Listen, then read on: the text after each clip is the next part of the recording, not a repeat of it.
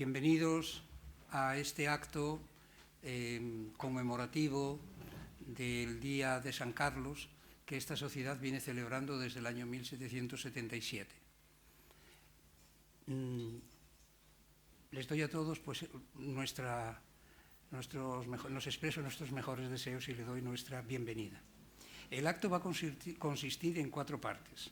En la primera escucharemos una conferencia a cargo de don Darío Villanueva Prieto, que nos acompaña y nos hace el honor de impartir esta conferencia sobre el atropello a la razón. A continuación, una vez que se termine esta conferencia, escucharemos un rato de música clásica a cargo de un guitarrista de música clásica de Tenerife de mucho prestigio. Tras ese concierto, oirán unas palabras de quien les está hablando, que serán breves, ya se lo anuncio, y finalmente tendremos un vino de honor para celebrar que estamos vivos, ¿no? Y que seguimos activos después de los tiempos pandémicos que pasamos hace algún tiempo.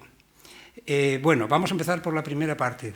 Nos hace hoy el honor de dirigirnos la palabra don Darío Villanueva Prieto.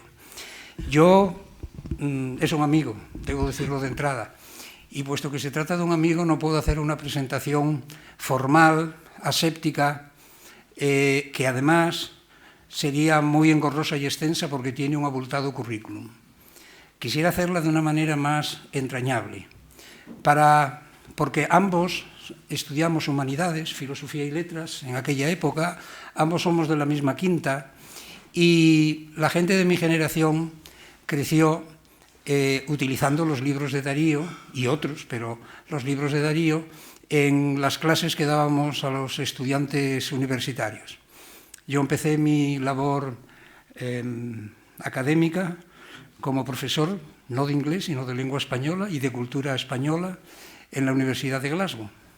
Y algunos de los libros que utilizaban eran los libros de Darío. O sea que para muchos de nosotros durante un tiempo Darío Villanueva era el autor de una serie de libros, de manuales muy útiles, y luego posteriormente otras monografías y otros estudios literarios que también se leían, o por lo menos yo los leía con sumo placer y provecho. Andando el tiempo, coincidí con él en el Consejo de Universidades y en la Conferencia de Rectores de Universidades Españolas. Mi tiempo como rector coincidió parcialmente con el de él. El de él se alargó anteriormente al mío y coincidió con el de Marisa Tejedor también. Pero bueno, yo coincidí durante unos años con él en el Consejo de Universidades y en la Conferencia de Rectores de las Universidades Españolas. Y como los dos éramos de la misma especialidad, pues estábamos también en las mismas comisiones y subcomisiones del Consejo de Universidades y pude comprobar ahí que había muchas cosas que nos unían, ¿no? Normalmente siempre votábamos casi igual porque veíamos los problemas que había que resolver o atender de la misma manera.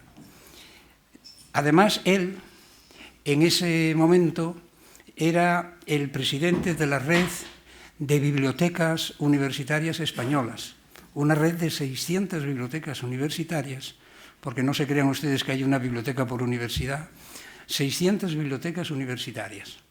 Y nos informaba en las reuniones plenarias de lo que estaba llevando a cabo, fundamentalmente, un plan estratégico. Cuando él dejó el rectorado y, por lo tanto, también dejó la CRUE y dejó la presidencia de la red de bibliotecas universitarias españolas, yo fui su sucesor. Así que durante un tiempo yo también presidí la red de bibliotecas universitarias españolas y me dejó el trabajo ya prácticamente hecho, porque tenía un plan estratégico prácticamente terminado. Yo lo que hice fue terminarlo e implementarlo. Posteriormente, una vez que también yo terminé mi periodo rectoral, pues seguimos caminos un poco diferentes, ¿no? Él se concentró en su trabajo en la academia, donde llegó a ser, como ustedes saben, director de la Real Academia Española y donde sigue siendo un miembro prestigioso y muy activo. Y ha continuado comprometido con la enseñanza universitaria. En este momento preside el patronato de la Universidad Nebrija de Madrid. O sea que, aunque teóricamente se supone que por edad estamos jubilados, ni él ni yo estamos, como dicen los portugueses, reformados. Señoras y señores, esta persona que hoy nos va a hablar es un sabio, es una persona ponderada en sus juicios, sosegada en su discurso, apasionada por el saber y también comprometida con su tiempo y con su país. Una persona, en definitiva, a la que nos conviene escuchar porque tenemos mucho que aprender y a quien en este momento le cedo la palabra. Darío, cuando quieras.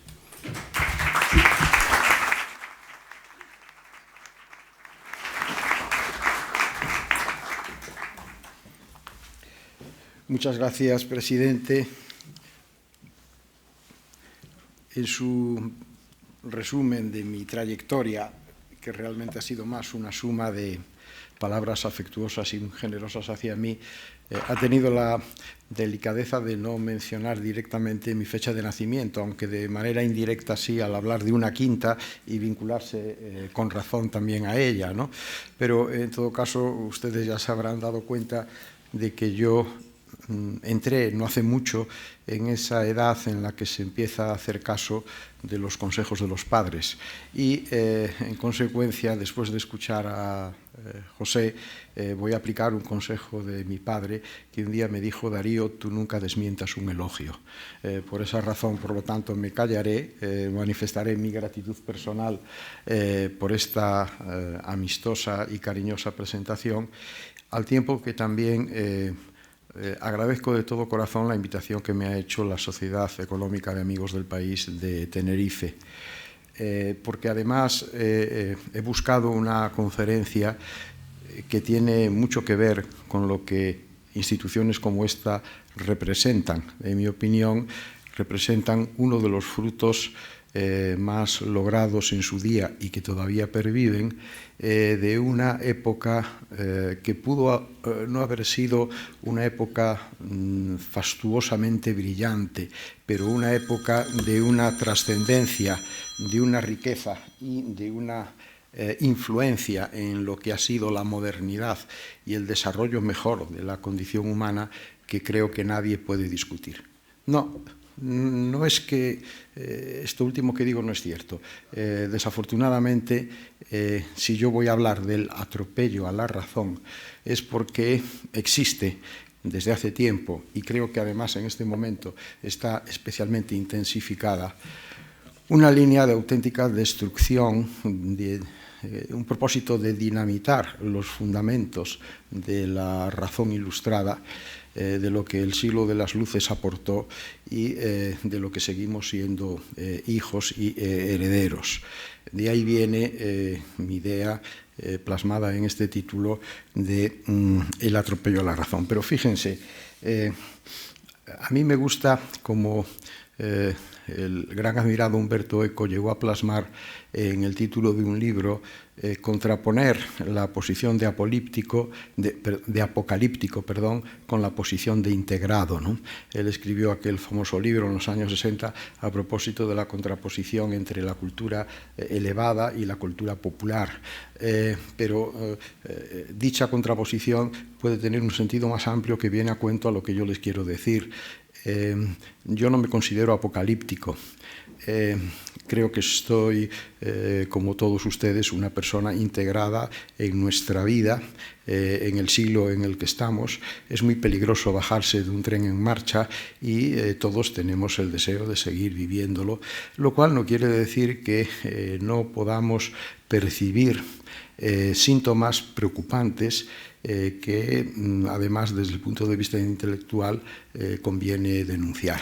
Hace no mucho tiempo, leyendo un ensayo en el que me estoy inspirando para algunas otras cosas, decía el autor que la función de los intelectuales es decir las cosas tal y como las ven en sus aspectos más desagradables y más inconvenientes, aún con el conocimiento cierto de que se pueden equivocar.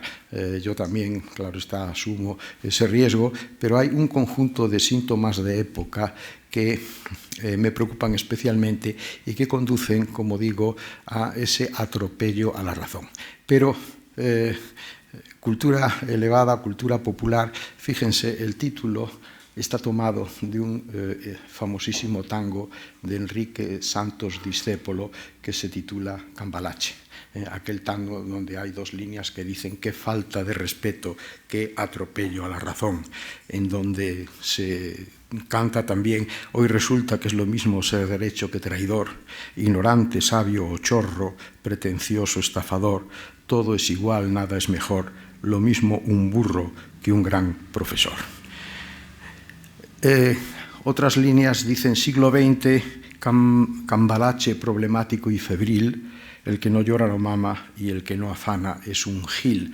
Siglo XX. Pero hay una cantante cubana que cuando interpreta este tango de Santos Discépolo, al decir siglo XX, añade en voz un poco más baja y XXI, porque estos males que el tango denuncia creo que están todavía vigentes y en algunos casos incrementados. No hace mucho, hace poco más de un mes, fallecía en Italia Gianni Vattimo, que fue uno de los grandes filósofos que personalizó lo que en el título de uno de sus libros se enuncia como el final de la modernidad. Y el final de la modernidad, en el contexto en el que habla Vattimo y otros, es en gran medida el final del racionalismo ilustrado. Ese intento, repito, de dinamitar los fundamentos de aquella época ilustrada y luminosa que tantas secuelas han dejado. Efectivamente, en el siglo XVIII, el siglo de la enciclopedia, se produce la definitiva sustitución de la convicción por la fe o por la creencia en algo trascendente por el empirismo y por supuesto, la aplicación del principio racional. A la entrada de este magnífico edificio figura un lema, dos palabras latinas, de Immanuel Kant, que resume el sentido de la ilustración, el sapere aude, atreverse a saber, salir, como él mismo explica después, de la infancia, de las creencias infundamentadas por el ejercicio activo, positivo y creativo de la propia razón como instrumento para comprendernos a nosotros mismos y para comprender a todos los demás, de lo que se deriva un imperativo categórico que es el que ha iluminado el alumbramiento de cuestiones tan importantes como fueron desde el siglo XVIII la propia evolución de las ideas que da lugar a las revoluciones, primero la revolución norteamericana y luego la revolución francesa, aunque la primera está inspirada en los principios, por supuesto, enciclopedistas. Es también el siglo de la primera declaración de los derechos universales de los seres humanos, es también el origen del feminismo, las primeras grandes feministas, entre ellas también Josefa Amor y Borbón, una española que escribe hacia final de la centuria un tratado precisamente sobre la defensa de los derechos de la mujer, en lo que, por cierto, le había secundado el padre Benito Jerónimo Feijóo, que, en fin, además supo conectar su creencia religiosa con la aplicación de un racionalismo ilustrado que venía de Francia, de Inglaterra y en general también de Centro Europa, con esa figura eminente de Immanuel Kant. El racionalismo del siglo XVIII inspira, por ejemplo, el principio de la condición universal de los seres humanos, el universalismo, de donde deriva, por supuesto, también la igualdad y la aplicación de la razón a repito, la comprensión de nosotros y de todo lo que nos rodea, a partir de lo cual en el siglo XIX tiene el gran desarrollo de la ciencia positiva, si bien los ingleses del siglo XVII ya lo habían aportado a su manera, Berkeley, Hume, Locke, etc. Y luego está ya la gran eclosión tecnológica del siglo XX y del siglo XXI. Pero sin embargo, contra todo esto existe desde muy pronto una línea destructiva que en los últimos tiempos ha alcanzado un punto de exacerbación extraordinaria, y a ello me refiero. Ese es, en mi opinión, el atropello a la razón. Si Bátimo habló del final de la modernidad, estamos instalados, según todos nos dicen desde hace ya 40 años, en la llamada posmodernidad. Y fíjense la cantidad de veces que se utiliza el prefijo pos para anteponerlo a conceptos importantes para darles un nuevo significado, que casi siempre, por supuesto, es un significado deconstructivo, y luego volveré otra vez con esta palabreja. Pos, como prefijo en castellano, y por supuesto con sus orígenes latinos, significa algo que está detrás de o que está después de. En cambio, cuando se habla de posmodernismo, no es tanto una referencia cronológica o posicional la que se hace, sino que se habla de la transformación en profundidad de las esencias genuinas de lo que significó la modernidad en una dirección que conduce pues al nihilismo epistemológico, al relativismo más absoluto, a la negación de la ciencia y a tantas cosas más. Y ese pos sigue aplicándose a otras cosas. Entre ellas, por ejemplo, la famosa, desde que en el año 16 el diccionario Oxford declaró esta palabra como palabra de año, post-truth, la posverdad.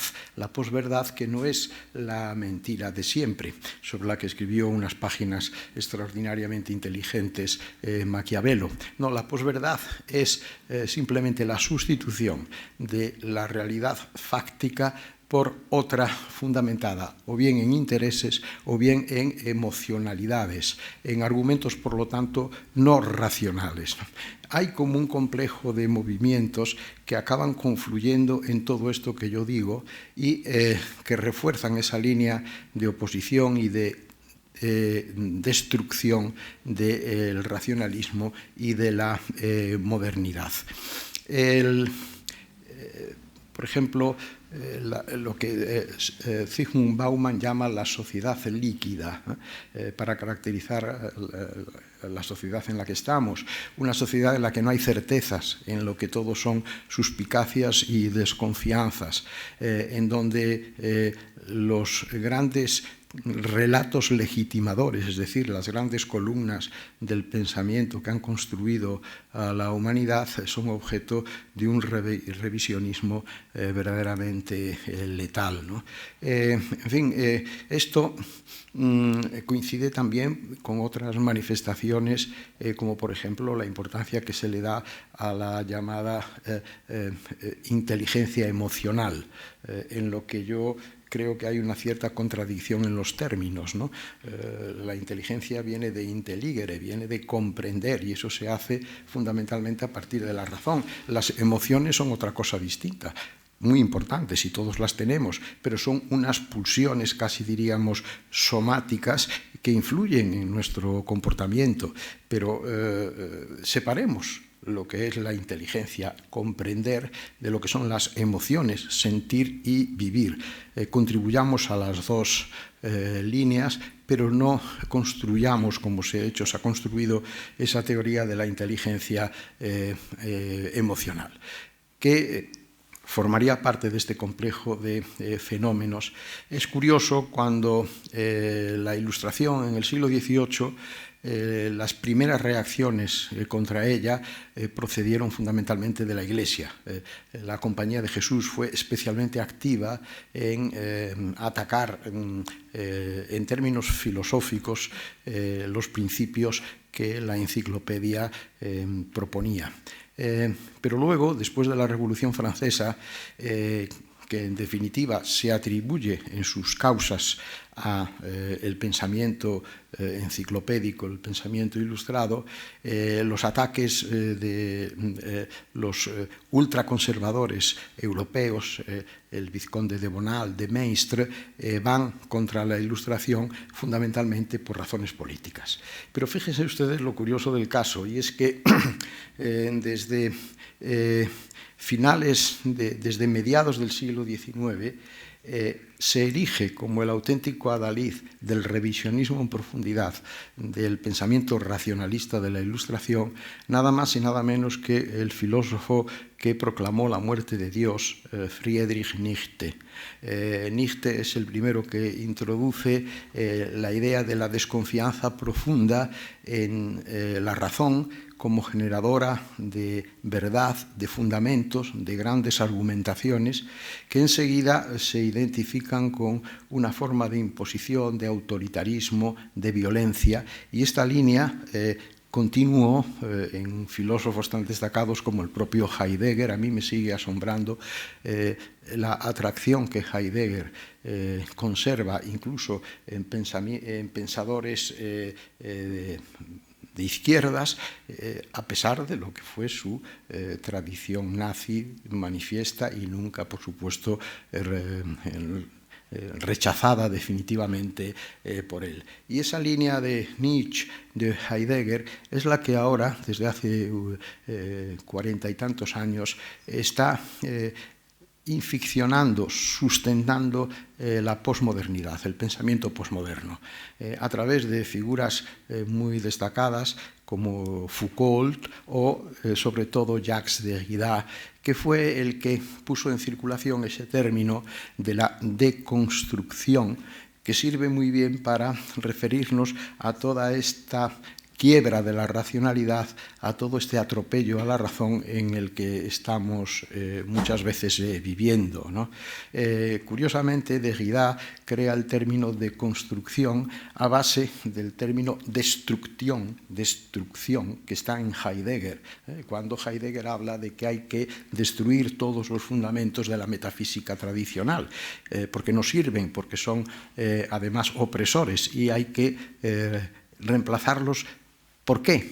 No dan una respuesta nunca exacta a este por qué. En realidad se habla de un nihilismo, sustituirlos en la práctica por nada. Hablaba antes de Bátimo, otro de los filósofos de la posmodernidad, y aparte de su libro sobre el fin de ella, hay otro que tiene un título que ha circulado y sigue circulando profusamente, que es el de el pensiero débole, el pensamiento débil, para caracterizar precisamente este predominio de la evolución filosófica de la llamada posmodernidad. Un pensamiento débil quiere decir un pensamiento que no busca la coherencia, que no busca la solidez, que no busca la convicción, que no busca la exhaustividad, sino que se contenta simplemente con tocar varios palos a la vez, como dirían los flamencos, sin nunca agarrar el toro por los cuernos en realidad. Y para contraponer lo que es el pensamiento fuerte, que sería el de los grandes relatos legitimadores de la filosofía y del pensamiento, y este pensiero débole de la posmodernidad, permítanme que ponga un ejemplo. Una de las líneas que, digamos, tiene una vigencia y unas consecuencias más transversales en el ámbito de la posmodernidad es la que, a partir del origen del feminismo que surge en el siglo XVIII con la Ilustración, que es una causa absolutamente fundamental para el progreso de la humanidad y que representa la revolución más importante de nuestra sociedad desde entonces, con el movimiento sufragista en el XIX y luego en el XX, la construcción de un corpus teórico muy potente por las pensadoras feministas. Sin embargo, en el contexto de la posmodernidad, ya saben ustedes que ha habido una evolución que incluso está causando graves problemas internos dentro del pensamiento feminista a través de esa forma radical que es el feminismo queer, que sostiene que, en definitiva, no existe una femineidad y una masculinidad binarias y contrapuestas. Arrumba con esta visión de las cosas y, en consecuencia, habla de unas opciones que conducen casi siempre a la gran cuestión de la identidad. El tema de la identidad está, yo creo que muy supervalorado en nuestra sociedad, en nuestro pensamiento, en los medios de comunicación. Todos hablamos continuamente de identidad y las identidades sirven para cosas a veces verdaderamente muy, muy peligrosas, porque además hay una contradicción profunda en los orígenes, y es que la palabra identidad y el concepto de identidad viene del latín idem, y idem significa lo mismo, y de ahí viene idéntico. Por lo tanto, la identidad genuinamente significa la condición que nos hace comunes a los demás. Y sin embargo, lo que ha triunfado es una idea de identidad totalmente opuesta. La identidad es aquello que nos singulariza de manera absolutamente excepcional y que, eso sí, tiene que confirmarse en oposición a la identidad del otro o de los otros. Y de ahí vienen populismos, nacionalismos y vienen muchas otras cosas más. Entre ellas, por ejemplo, esa derivación que arranca de la filosofía post-feminista queer de la identidad sexual, que se confirma en el concepto de género como una entidad filosóficamente articulada, no a partir de la realidad biológica, sino a partir de consideraciones de tipo cultural. Pero el problema del fenómeno queer, que es el que, por ejemplo, sostiene que la condición sexual no es determinante para nada de la identidad de las personas. La identidad de las personas son fruto fundamentalmente de su propia identidad y de una decisión personal que esas personas toman negando, en fin, la evidencia de lo biológico. Lo curioso del caso es que en esa progresión irracionalista de estas filosofías, ahora estamos ya en el momento de lo que se llama la era contrasexual, que tiene además como uno de sus filósofos más conocidos precisamente un español, Paul B. Preciado. Esta filosofía contrasexual arrumba por completo ya con lo binario, por supuesto, y en relación al pensamiento débil, fíjense en qué curiosa comparación. El propio Preciado, en su gran manifiesto contrasexual, en donde anuncia que nuestra sociedad, en su evolución natural, acabará siendo una sociedad contrasexual, en donde ya no podremos ni deberemos hablar de hombres y mujeres, ni siquiera de personas, sino que lo que tenemos que hablar es de cuerpos hablantes, con esta manipulación del lenguaje también característica del irracionalismo de la época. Porque decir hombre o mujer, claro, eso es binarismo puro. Decir persona también incluye un fundamento que no conviene para definir lo que en definitiva interesa, que es la cuestión del cuerpo. Cuerpo también lo tienen los animales, pero por eso se dice cuerpo hablante. Y últimamente leo que están empezando a utilizar la palabra poscuerpo para definir, en fin, a lo que nosotros llamaríamos personas, ¿no? Hombres o mujeres, los poscuerpos. Pues bien, pensamiento fuerte y pensamiento débil. Preciado, en uno de sus libros más importantes, se agarra al faldón de la levita de Carlos Marx. Yo creo que el marxismo es una representación químicamente pura de pensamiento fuerte, no cabe ninguna duda, es el materialismo histórico, es una concepción rigurosa de lo que es la historia en sus consecuencias sociales. No estoy haciendo ninguna valoración de la eficacia o de la, utilidad que tal pensamiento pueda tener, pero creo que podemos aceptar perfectamente que es pensamiento fuerte. Pues él se agarra del faldón de Carlos Marx con el siguiente argumento, y ahí está la diferencia entre pensamiento fuerte y pensamiento débil. Él dice, igual que Marx, para hacer el estudio de la sociedad y de su evolución, se fija en un concepto fundamental, pero que a algunos les sorprendió de entrada, que era el concepto de plusvalía. Yo, para construir mi teoría de la transexualidad, de la contrasexualidad, que es a lo que vamos abocados ineluctablemente, voy a partir también de un concepto que se identifica en un objeto, que es el dildo. El dildo es un juguete sexual, es un consolador, y construye toda su filosofía contrasexual no a partir de la plusvalía de Marx, sino a partir del dildo, que es el eje vertebral de todo su pensamiento. Bien, yo creo que esto es lo débil versus lo fuerte, sin duda alguna. En el contexto de esa era la era de la posmodernidad, en la que está la posverdad, pero hay muchos otros conceptos que están funcionando al respecto. Se habla también, por supuesto, de poshumanismo, ¿no? Es decir, ha terminado la era en donde el ser humano era el centro de todo, igual que en fin, Nietzsche cantó la muerte de Dios, ahora también se anuncia, lo hizo Foucault, la muerte del hombre como punto de referencia, y esto es un atropello a la razón sin duda alguna, porque el hombre, el ser humano, los hombres y las mujeres tenemos a través de la facultad de la razón el gran instrumento para entender toda la realidad.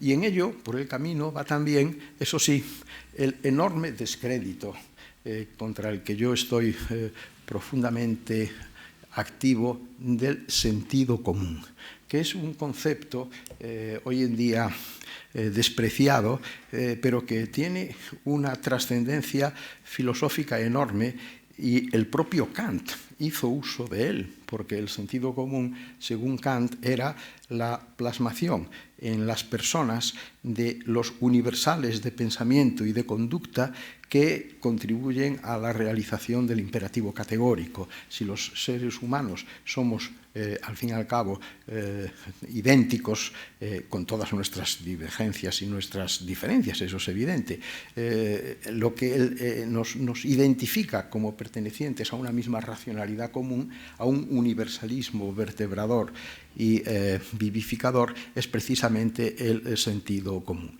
Y hoy en día el sentido común no es una consideración que se haga a la hora de denunciar aquello de la famosa fábula oriental, la del emperador desnudo. Ustedes lo recuerdan perfectamente, tiene además muchas versiones que llegan incluso al entremés del retablo de las maravillas de Cervantes, ¿no? Unos embaucadores convencen al emperador que le van a hacer un traje con un tejido fabuloso, maravilloso. Es un tejido que solo podrán ver las personas que son hijos de sus padres y que son además personas cabales.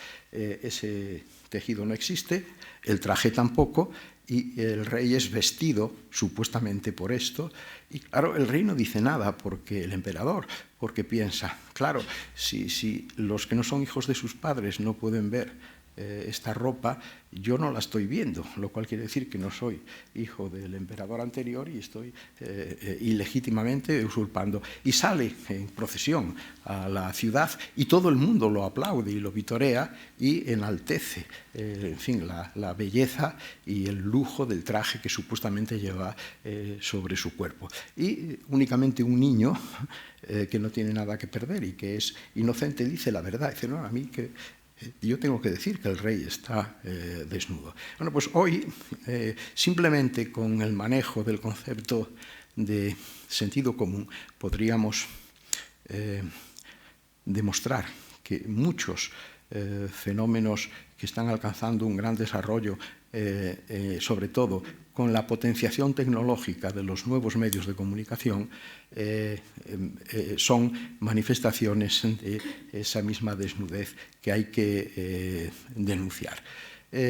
Los medios tecnológicos, claro, después de la Galaxia Gutenberg que decía McLuhan que significó un cambio total en la humanidad, él hablaba McLuhan de la galaxia de los medios de comunicación eléctricos, eran la radio, la televisión, el teléfono, y luego vino la informática, y luego vino la digitalización, y vino Internet, y ahora estamos afrontados a la inteligencia artificial, con todo lo que esto significa. Pero no cabe duda de que si siempre la tecnología ha influido sobre la propia condición humana, decía McLuhan que los nuevos inventos tecnológicos son como proyecciones de nuestros sentidos, hoy en día, sobre todo a través de las redes, se está creando una comunidad verdaderamente global y universal en donde, desafortunadamente, a veces uno se inclina más a ser apocalíptico que a ser integrado, porque en esas redes lo que está triunfando es el empoderamiento de la ignorancia, pero también de la estupidez. La estupidez humana es algo que nos acompaña. El que no cometa actos estúpidos que tire la primera piedra, yo soy el primero en reconocerlo, pero una cosa es la estupidez intermitente y otra cosa es la estupidez sustancial y permanente. Y peor todavía que eso es el exhibicionismo de la estupidez, ¿no?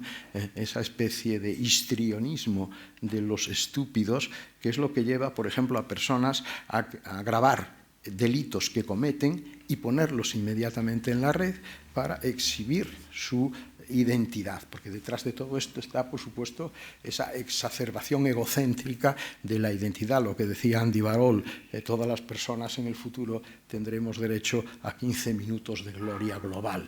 Pues por este camino se están produciendo continuamente en las redes fenómenos como estos, igual que también el gran predominio de la posverdad, es decir, de la falsedad, de la sustitución de los hechos reales por lo que son en inglés fake news, es decir, bulos, o lo que una famosa asesora del presidente Trump llamaba hechos alternativos, cuando los periodistas le desmentían afirmaciones oficiales que ellos estaban haciendo. Ella siempre decía, no, es que nosotros manejamos hechos alternativos.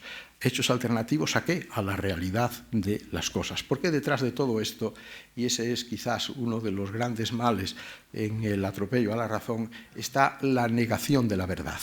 La verdad ya no es una entidad susceptible de respeto, reconocida como la columna vertebral de la interpretación de la realidad e incluso de la comunicación en la propia sociedad. Términos post, hemos mencionado posmodernidad, hemos mencionado posverdad, poshumanismo, también se está hablando de posdemocracia, algunos politólogos desde hace aproximadamente 25 años, que consiste en que efectivamente, y creo que podemos atribuir estos rasgos a los que me voy a referir ahora a algunos países o algunos sistemas supuestamente democráticos en el mundo en estos momentos. Es decir, es un sistema que conserva la carcasa de la democracia, pero que deteriora, deturpa, transgrede y viola los fundamentos genuinos auténticos de lo que una democracia es. Eso es lo que ahora se llama postdemocracia. Y hay casos verdaderamente increíbles de esto. Por ejemplo, todo lo que tiene que ver con Donald Trump. Es verdaderamente asombroso y trasciende con mucho los límites más generosos de la aplicación del sentido común a la vida política lo que ha ocurrido en torno a este personaje durante muchos años. Y tengo que reconocer que yo dudo mucho que Donald Trump haya leído a Derrida y a Foucault, pero hay unas conexiones muy claras entre esa filosofía deconstructiva que ellos han ido expandiendo y formas y pautas de comportamiento de enorme trascendencia pública en la primera democracia del mundo, que los Estados Unidos, que Donald Trump ha manifestado continuamente. El Washington Post creó enseguida, cuando él empezó a destacar como candidato a la presidencia, una oficina de seguimiento de sus declaraciones, que casi todas se hacían de noche, a altas horas de la noche, a través de Twitter. Y en el periodo que va desde su campaña electoral para ser presidente a el final de su mandato, se registraron 30.000 posverdades, es decir, 30.000 mentiras encubiertas por la autoridad de quien emitía dichas falsedades y dichos bulos, que era ni más ni menos que el presidente de los Estados Unidos. Y todo eso sabemos en lo que desembocó en lo que ocurrió en el Capitolio el Día de Reyes de hace 3 años. Una cosa verdaderamente asombrosa, ¿no? Un golpe de Estado en la primera democracia del mundo, alentado por el presidente y transmitido en directo por las televisiones, ¿no? Quiero terminar porque... ¿Cómo vamos de tiempo? Bien, vamos bien. Bueno, pero quiero comentarles algunas otras expresiones de este atropello a la razón tal y como yo las percibo. Por ejemplo, el negacionismo científico, que es algo verdaderamente asombroso y que está exactamente en las antípodas de lo que representaron instituciones como esta en la que nos encontramos al amparo del racionalismo y de la Ilustración. Augusto Comte, un poco después del 18, traza la frontera entre la era teológica y la era positiva, ¿no? Ese es el cambio de pensamiento que el racionalismo proporciona, ¿no? El abandono de las creencias supersticiosas o trascendentales por otras fundamentadas en la positividad de la empiría y de la aplicación concreta de la razón. Hoy en día el negacionismo científico está alcanzando unos grados verdaderamente preocupantes. A veces, eso sí, favorecido por puros intereses económicos.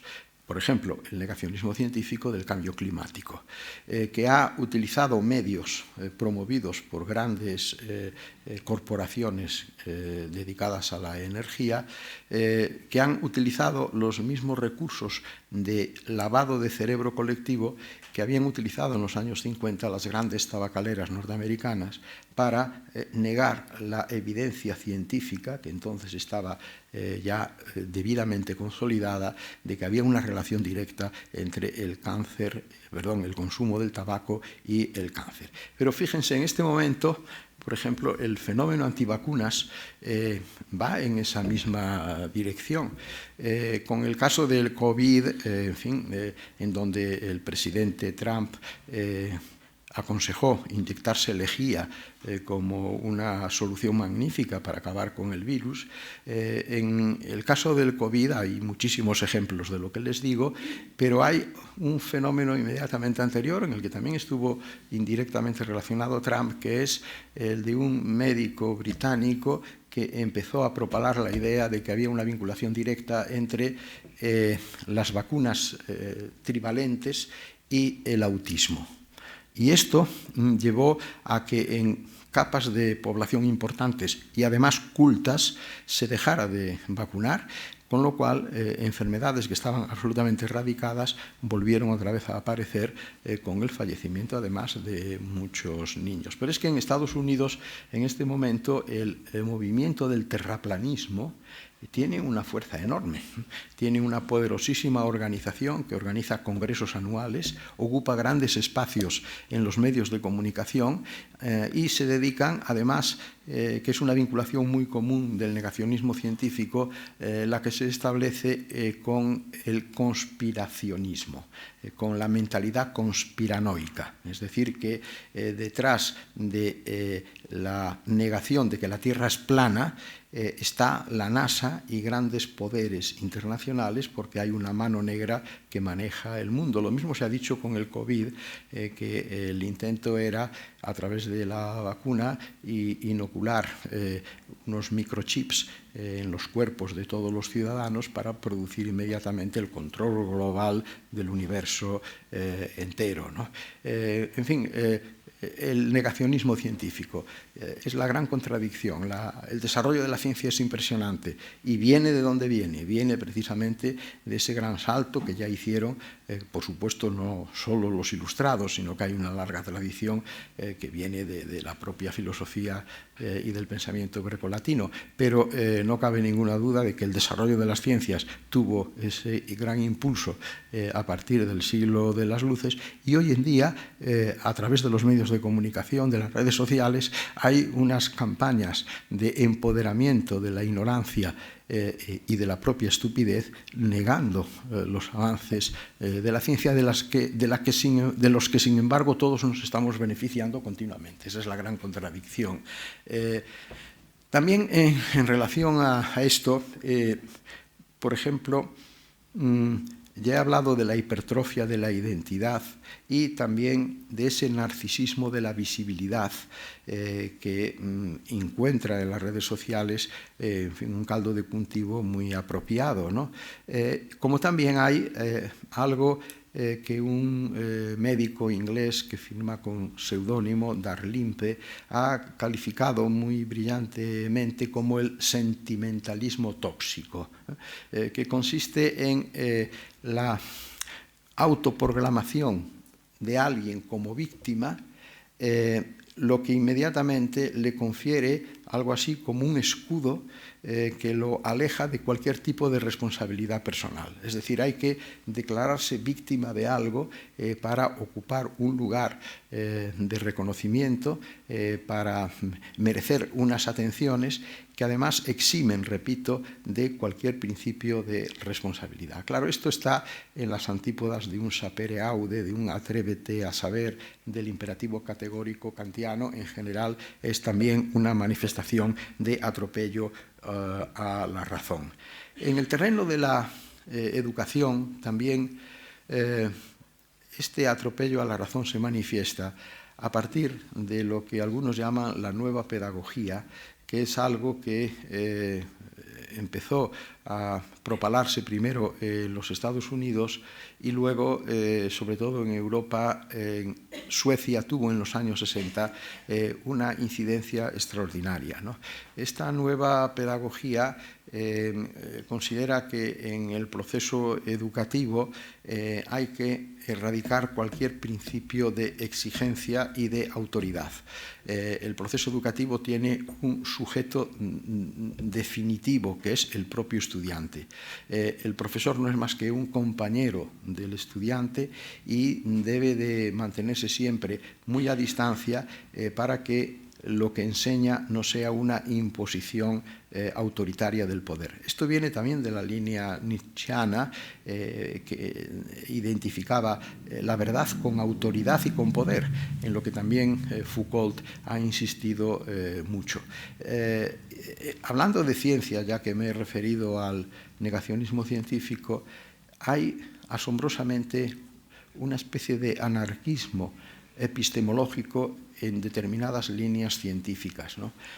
Feyerabend, el físico que venía además de una escuela muy sólida con Wittgenstein, con Popper, etc., en sus memorias tiene una frase que a mí me ha espeluznado siempre. Dice que cuando se trasladó de Alemania a Estados Unidos y empezó a enseñar en los campus de California, hubo un momento en que al enseñar, por ejemplo, la física cuántica a sus alumnos que eran multirraciales, se sentía como, dice él, un negrero azotando a los esclavos. Es decir, que el manifestar la verdad científica de las cosas es visto como una agresión a la identidad, que en el fondo se considera débil. Es decir, aunque se piense que esto es una actitud progresista, es una actitud profundamente reaccionaria, es negar la capacidad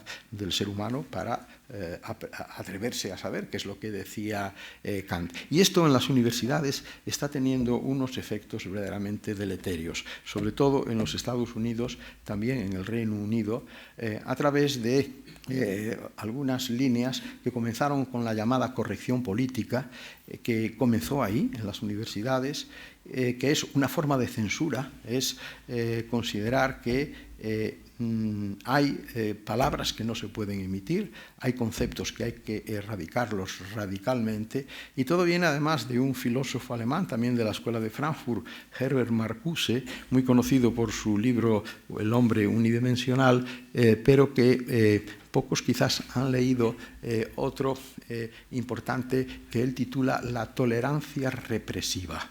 A mí este título también me ha parecido una contradicción total, o es tolerancia o es represiva, y en ese título va el pensamiento de que efectivamente en la academia, en la universidad, hay que erradicar la utilización de determinados conceptos si se consideran que son lesivos para una manifestación muy pluridiversa de lo que ellos llaman justicia social, que toca sobre todo a la cuestión de las minorías, a la cuestión del género o del sexo y a la cuestión del postcolonialismo. Ahí hay también, en fin, una impronta por la que todo el legado de Occidente, que en gran medida está fundamentado en los principios de la Ilustración a partir del siglo XVIII, tiene que ser en este momento objeto de denigración y también de autorreconocimiento de culpa por quienes formamos parte de esa misma tradición. No me gusta recurrir a anécdotas que son reales, que ilustran parte de estos fenómenos a los que me estoy refiriendo, porque están tan lejos del sentido común que puede parecer que yo intento caricaturizar esas tendencias. Pero, por ejemplo, permítame que les diga que hace unos años en las redes sociales en España un economista lanzó una campaña exigiendo del gobierno la demolición del acueducto de Segovia, por considerar que era un monumento a la opresión de los romanos sobre los iberos y que no comprendía cómo en una democracia se mantenía en pie ese edificio que estaba, digamos, chorreando la sangre y el sudor de los pobres iberos que a la fuerza, por culpa de los romanos, los habían construido. E incluso uno de los que se sumó a la campaña hizo una propuesta magnífica, que es la de solicitar de las Naciones Unidas que se exigiesen compensaciones económicas a los romanos de hoy para compensar a los descendientes de los iberos masacrados en aquel momento. En las universidades, como ustedes comprenderán, es algo que a muchos nos toca muy de cerca porque en ello hemos estado siempre. Norteamericana han cuajado fenómenos como por ejemplo, lo que ellos llaman los safe spaces, espacios seguros, que es la pérdida absoluta y total de la libertad de cátedra, es decir, la negación de los principios kantianos. En la universidad el profesorado no puede enunciar ningún principio, ninguna convicción, ninguna doctrina científica que pueda desequilibrar emocionalmente a los estudiantes. Kant decía lo contrario, decía, sapere aude significa perder la inocencia infantiloide que no te permite pensar por ti. Bueno, esto comenzó, por ejemplo, en la Universidad de Brown hace ya bastantes años con motivo de un seminario sobre violencia sexual y los alumnos protestaron ante la rectora porque decían que lo que los ponentes exponían les producían unos profundos desequilibrios emocionales. Entonces la universidad lo que hizo fue habilitar un aula al lado del seminario con una luz muy tenue, una música muy suave, gominolas, ositos de peluche y el apoyo de psicólogos encargados de atender a los estudiantes cuando ellos solicitaban ayuda. Bueno, esto ha alcanzado extremos increíbles también en el Reino Unido. Ha habido un escándalo que al final se demostró que tenía parte de bulo en torno a la Universidad de Oxford, que fue que en el Departamento de Música lo que se dijo es que era una decisión oficial del conjunto del departamento y luego se matizó que no, que era una propuesta de un grupo de profesores. Se había acordado no incluir en el programa a Beethoven y a Mozart porque resultaban ofensivos contra los alumnos pertenecientes a minorías que no tenían en su cultura nada equivalente a Mozart o a Beethoven. Era una manera de ofender a esas minorías a base de la sublimidad del arte musical, que es universal en ese sentido. En fin, este fenómeno también, y ya voy terminando, está dando lugar a otra forma de irracionalismo y de estupidez, que es lo que se llama apropiación cultural. Ha habido un caso muy sonado de esto, y cuando el presidente Biden tomó posesión, invitó al acto frente a la explanada del Capitolio a una joven poeta negra norteamericana, Amanda Gorman, que había publicado solo un libro, pero que había sido distinguida como la mejor poeta joven de los Estados Unidos. El poema que ella leyó era un poema de llamamiento a la comprensión, a la solidaridad, y tuvo, por supuesto, un enorme éxito. Y a partir de ese momento, todas las editoriales del mundo quisieron traducir a Amanda Gorman.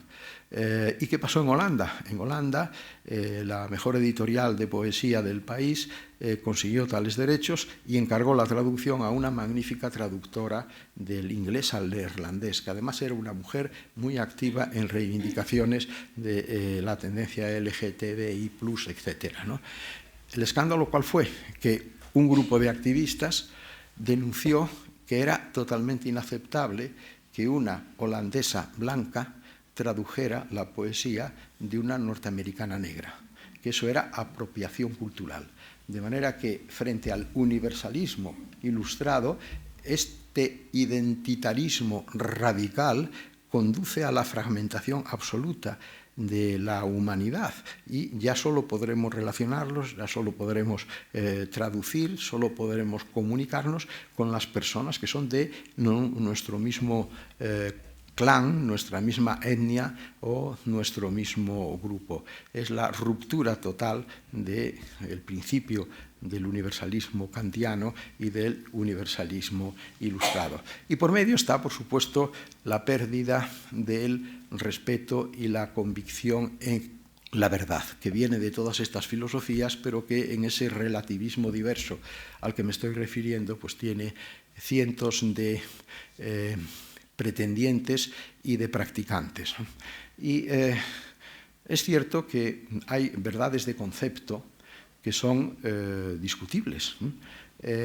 Y también los propios científicos han demostrado que el principio que mueve la ciencia es el de la falsación, el de las conjeturas y las refutaciones, como decía Popper.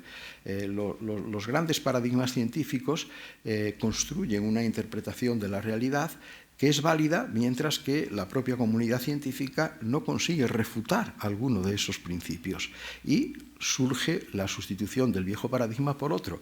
Un ejemplo muy claro: el ferrocarril se creó a partir de la mecánica de Newton, y sin embargo la teoría de la relatividad de Einstein vino a falsar el conjunto de los principios de dicha mecánica, ¿no? Esto es cierto, pero igualmente es cierto que hay verdades de hecho y que el ser humano necesita de la verdad para articular su propia identidad como individuo y como miembro de una comunidad. Hay unos versos, y con esto ya termino, de una poeta polaca, Premio Nobel de Literatura, Wisława Szymborska, que representan, creo que muy bien, este espíritu, que dice: medio abrazados, sonrientes, adoptemos la cordura de entendernos, aunque seamos tan distintos cual dos gotas de agua pura. Ahí está el principio de la distinción, que es cierto, pero también está el principio de una profunda identidad universal, que es la que nos une. En el tema de la verdad, yo siempre pienso que efectivamente tenemos derecho a discutir los fundamentos de cualquier propuesta. Lo que no podemos admitir es ese irracionalismo de atribuirle a la verdad una voluntad imperialista y algo así como la ejecución de principios de poder que no tienen nada que ver con la realidad de las cosas. Y cuando uno se ve sumido en una confusión muy grande, igual que cuando entra en un gran salón en donde no hay luz, la solución es encender una cerilla. Pues bien, en medio de este atropello a la razón en lo que se refiere a la consideración de la verdad, a mí me gusta encender la cerilla de la metafísica de Aristóteles, que dice, verdad es decir, que lo que es, y que lo que no es, no es. Y mentira es decir, que lo que no es, y que lo que es, no es. Gracias.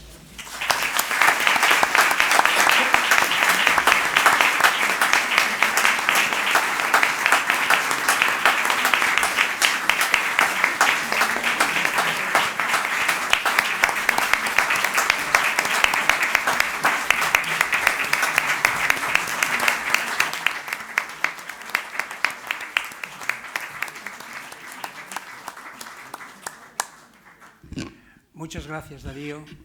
Ya saben ustedes, o ya podrán comprender, por qué ha sido invitado a hablarnos hoy, esta tarde. Ahora vamos a pasar a la segunda parte, que es un poco de música de guitarra a cargo de Luis Alejandro García Pérez. No voy en el sentido tradicional a contarles sus méritos, solamente les diré que es un prestigiosísimo tocador de guitarra clásica. Vino antes de ayer de dar conciertos en el extranjero y se marcha el lunes a dar varios conciertos con orquestas alemanas, y es canario.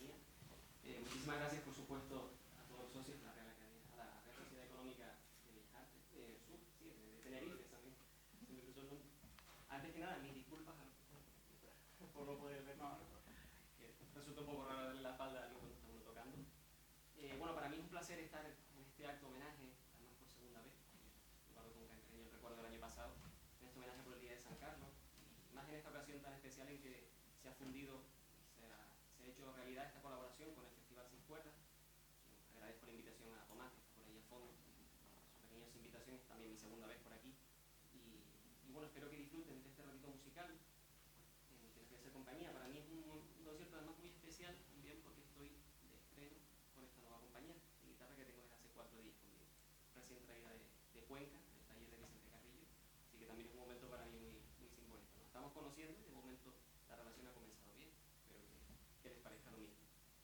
He comenzado con una pequeña pieza de Francisco Tárrega, un preludio, como su propio nombre indica, el género no puede ser más adecuado para abrir el recital del preludio número 5. Y voy a seguir con una música española, en este caso de la mano de Joaquín Turina, uno de los grandes autores del nacionalismo español, y compositor del que los guitarristas tenemos la suerte de que se fijara en otro instrumento, algo que no era tan habitual en aquel momento, y menos de la mano de uno de los grandes exponentes de la música. Voy a tocar la primera obra que escribió para guitarra, la Fantasía Sevillana, compositiva.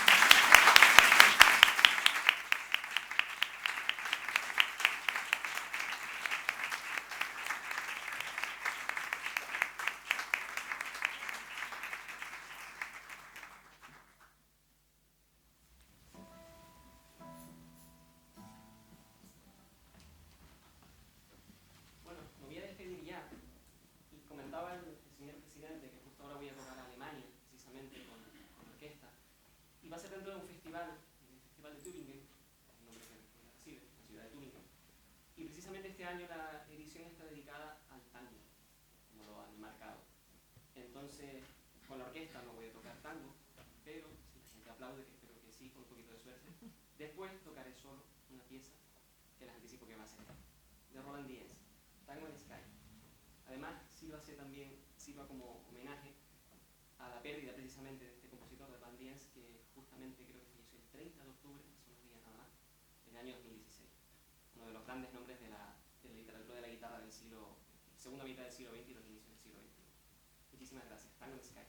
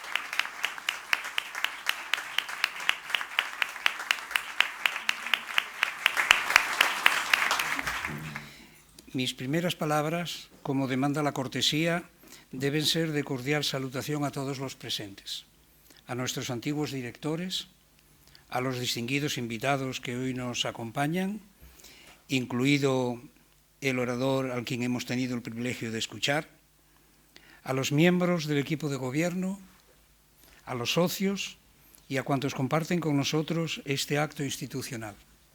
Son todos muy bienvenidos. Celebramos hoy con la formalidad de costumbre la festividad de San Carlos Borromeo, como ha venido haciendo nuestra sociedad desde su fundación en 1777. Y tenemos motivos para hacerlo, pues nuestra existencia no solo se debe a una iniciativa de Carlos III, que fructificó muchos lugares de los territorios hispánicos del siglo XVIII, como por ejemplo en La Habana, donde aún persiste su sociedad de amigos del país. En nuestro caso, además de la protección real, contamos con una sede asignada por dicho rey para las labores de nuestra institución. El edificio que hoy ocupamos es un edificio público, que en su día formó parte del patrimonio de la monarquía hispánica, como atestigua el escudo real que preside en lo alto de la puerta de entrada a esta sede, dando a la calle. En sus orígenes, esta celebración ponía el acento en la exaltación del monarca reinante y en los éxitos de la nación bajo la égida real. Eran tiempos de absolutismo monárquico. En nuestros días vivimos tiempos más horizontales, tiempos en que nos regimos por el espíritu de aquella frase que podemos leer en el Quijote: no es un hombre más que otro, sino hace más que otro.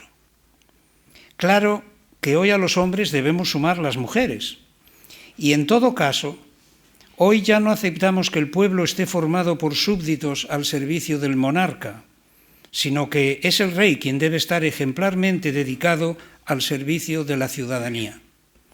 Dicho quede esto para quienes consideran que la idea de progreso es un mito o una falacia. Celebraciones como esta ofrecen una ocasión propicia para rememorar nuestra historia y reflexionar sobre los problemas de nuestro presente y los retos del futuro. La Real Sociedad Económica de Amigos del País de Tenerife tiene ya 246 años de vida y constituye una de las instituciones cívicas más antiguas y señeras del archipiélago canario. Fue fundada por un grupo de notables actuando como ciudadanos, esto es, como sujetos activos vinculados a los intereses de la nación. Conocedores de la pobreza e ignorancia de las Islas Canarias en aquel tiempo y comprometidos con la superación de los obstáculos que se oponían al progreso del archipiélago, instituyeron su sociedad con la misión de conferir y producir memorias. Permíteme que pare de momento aquí, porque conferir se usa en el sentido español del siglo XVIII, no en el sentido actual, y quiere decir conferenciar, debatir, intercambiar ideas. Así pues, ellos fundaron la sociedad para conferir y también para producir memorias para mejorar la industria popular y adelantar cuanto pueda concernir al bien común, auxiliando a la enseñanza. Estoy citando literalmente el artículo 1 de los primeros estatutos. De todos es sabido que nuestros padres fundadores jugaron un papel nada despreciable en la promoción de la enseñanza en su tiempo. Entonces estaba todo por hacer en el campo de la educación y por eso entre sus primeras iniciativas se cuenta la puesta en marcha de escuelas públicas para jóvenes de las clases menos pudientes y también, hay que subrayarlo, las gestiones tendentes a la creación de la Universidad de La Laguna. Pero hoy la situación es diferente. Contamos con un sistema educativo plenamente implantado a todos los niveles y en todas las islas, a cuyo servicio existen órganos complementarios de apoyo, como el Consejo Escolar o los centros de apoyo al profesorado. ¿Significa esto que el auxilio a la enseñanza ha dejado de tener sentido para esta Real Sociedad? Creemos que no. Pensamos que todavía hay espacios de colaboración educativa. Y les voy a poner dos ejemplos de esta misma semana. Ayer mismo, los estudiantes del último año de enseñanza secundaria de un centro del sur de esta isla pasaron toda la mañana en esta sede, donde recibieron información sobre los valores de la Ilustración en general y el legado de los ilustrados canarios en particular. Todo ello a partir del rico patrimonio que atesora esta casa. Pero lo más importante de esta visita es que ese grupo de jóvenes pudo sostener un diálogo directo sobre la obra de uno de los escritores canarios de nuestros días, Juan Manuel García Ramos, quien ofreció todo tipo de explicaciones sobre su producción literaria. Les aseguro, porque fui testigo, que los estudiantes no perdían palabra. El segundo ejemplo de esta misma semana tiene que ver con un ciclo de conferencias dirigido a los estudiantes universitarios que comienzan este año sus estudios de magisterio. Organizado por Teresa González Pérez, miembro de la Junta de Gobierno de esta casa, los aspirantes a ejercer el magisterio en el futuro escucharon conferencias sobre temas como la docencia como vocación, los valores expresados en la Declaración de los Derechos Humanos, la dimensión cosmopolita de la educación, la evolución de la enseñanza en Canarias, especialmente la educación de la mujer, o la protección de la infancia. Tras casi 2 siglos y medio de existencia, la Real Sociedad Económica de Amigos del País de Tenerife sigue fiel a su misión y a la promoción de valores como la sociabilidad, la tolerancia, la laboriosidad, la curiosidad científica y técnica, el espíritu emprendedor, las virtudes cívicas y la actitud reformista, valores todos ellos presididos por el prudente ejercicio de la razón crítica. Los tiempos han cambiado, pero no la necesidad de reflexionar críticamente sobre la situación de Canarias y de efectuar propuestas de mejora. Ni tampoco ha cambiado la tarea y el deber de preservar la memoria y el legado de nuestros antecesores, eso sí, sin dar la espalda al futuro, así como de incentivar la ciencia y la cultura, tratando de promover la reflexión proactiva que nos ayude a comprender el mundo en que vivimos y hacer frente a los retos que nos confrontan. Nuestra institución sigue trabajando en esa línea y sirvan de ejemplo las 132 actividades que ya llevamos desarrolladas en lo que va de año 2023. 132, hasta hoy, contando lo actual.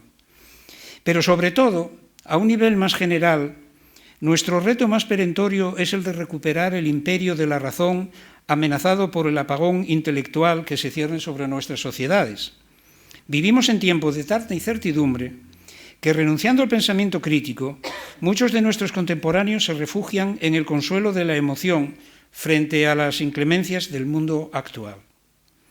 Como ha explicado el profesor Darío Villanueva, se está produciendo en nuestros días un verdadero atropello a la razón, frente al cual debemos reaccionar. No es infrecuente encontrarse hoy día con proclamas contra el universalismo de los valores, considerados como un enmascaramiento de la dominación de los machos blancos europeos. Olvidando el valor emancipatorio de los principios ilustrados, no faltan quienes defienden abiertamente que los derechos humanos son en realidad los derechos de los hombres blancos occidentales, o que el progreso en general es nefasto para el género humano. Así pues, en momentos como los presentes, sigue siendo necesario el sereno ejercicio de la razón ilustrada y seguir el consejo kantiano, como nos recordó el profesor Villanueva. Atrévete a pensar, ten el valor de servirte de tu propia razón. Tal sigue siendo el lema que debe seguir inspirando nuestra acción. Tal debe ser el espíritu que anime las actividades de esta casa a la altura de los tiempos que corren. Como es sabido, no todas las sociedades creadas en la misma época que la nuestra han sobrevivido a los avatares de la historia. Si la nuestra sigue activa, casi 2 siglos y medio después de su fundación, ello se debe a la valía y compromiso de sus socias y socios. Se trata de personas de bien, de personas generosas, que cada una en su momento y en su medida han hecho o hacen aportaciones destacadas a nuestra institución y a la sociedad en general. Todas ellas encarnan los mejores valores ilustrados que se cultivan en esta institución. Quede constancia aquí de nuestro agradecimiento y reconocimiento a su labor. Y termino ya. Un conocido aforismo de Wolfgang Goethe nos recuerda que no basta con saber, hay que aplicar. No basta con querer, hay que actuar. Les animo, pues, a continuar poniendo en práctica sus mejores competencias en aras de la utilidad social y a comprometerse activamente, seguir comprometidos activamente en la mejora de nuestra sociedad. Pongo, pues, punto final a mi intervención, no sin antes recordarles que la sociabilidad, la convivialidad, son valores cultivados por los ilustrados de todos los tiempos. Quedan todos ustedes, por ello, invitados a confraternizar en torno a una copa en los pasillos o en el patio de esta casa. No olvidemos los tiempos en que ello no era posible debido a la malhadada pandemia. Gracias por escucharme y les ruego que se pongan en pie para escuchar el himno de Canarias y de España.